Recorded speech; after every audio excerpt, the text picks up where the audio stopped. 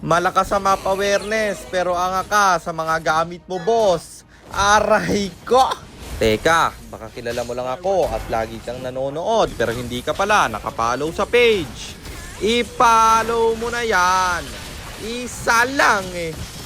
Hi guys, nandito na tayo sa 528 day ng 1 game per day and ang standing natin bago yung game na to ay 440, 87, 440 wins and 87 losses. Sa game na to, ang ganda sana mag Bruno kasi may Popol at Ling sila.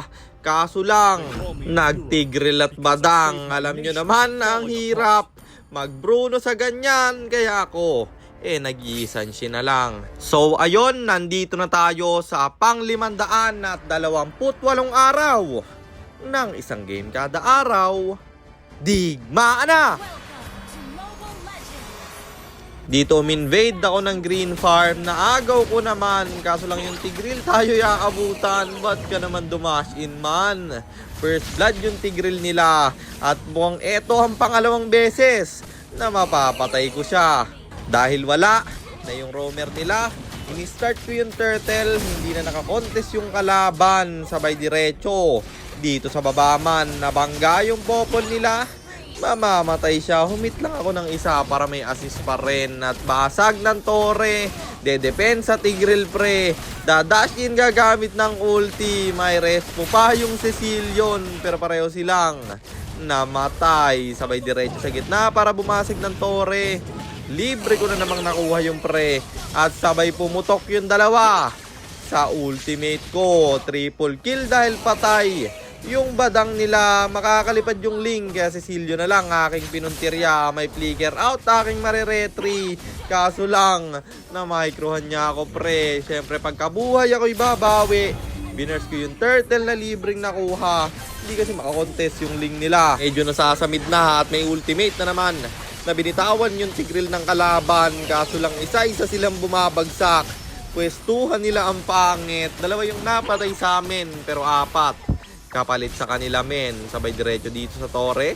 Cecilion depensa pa talaga. May respong gagawin yung Ling pero to the rescue naman yung ating Hylos. Flicker bibitawan ng Cecil at ang ganda ng respo ng Granger. Binitawan ko na rin yung ultimate para kahit papaano maka-assist. Sabay diretso sa baba.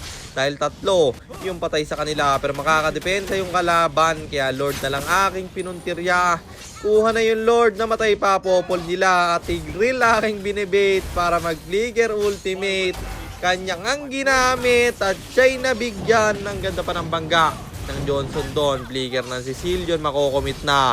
Kaya mamamatay siya. Pati badang bagsak na rin. Dalawa na lang yung dedepensa men. Ling mamamatay na din. At popol na lang mag-isa. Kaya tinower ko na. At natapos ang laban. Kaya panalo na naman tayo. And ang standing na natin ay sa sobrang gana, gumana tuloy yung passive 441, 87, 441 wins and 87 losses. At sa mga hindi nakakaalam o bago lang sa page natin, 16 win streak na tayo men. Kaya 92 na lang mahihigitan ko na yung 107 win streak ko. At yun lang, sana meron kayo natutunan sa content natin na to. At kung meron man, pakishare lang. Then after nyo i-share, mag-comment na rin kayo ng pa-shoutout para ma-shoutout ko kayo sa mga next nating content. At i-comment nyo na rin ang inyong mga katanungan kasi baka malay mo sa next nating content, comment mo naman ang mapili ko. Kung nagustuhan nyo naman yung item at emblem na gamit ko sa game na yon, eto yon: Tough Boots, Hunter Strike, Blade of Despair, Endless Battle, Malefic Roar, Winter Crown, or Immortality, and then Rose Gold Meteor, pang buy and sell. Emblem natin Assassin, talent natin is Thrill, Seasoned Hunter plus Quantum Charge, at syempre Retribution, kasi jungle tayo doon. At para naman sa mga gustong magpapilot ng ML account, mag-PM lang kayo, nagre-reply ako. At syempre, may bayad yon. Kahit hanggang anong rank pwede nyo ipapilot, kahit anong hero pwede nyo ipaspam. Basta may additional payment pag magpapaspam kayo ng hero. At yun lang guys, sana nag-enjoy kayo sa content natin na to. At shoutout sa iyo Mores Cascaño Joko. kay JJ Vidal Belonio at kay Jared Sayrid Arroyo Ecogo. Maraming salamat sa inyong suporta. Ingat kayo palagi. God bless. Paalam!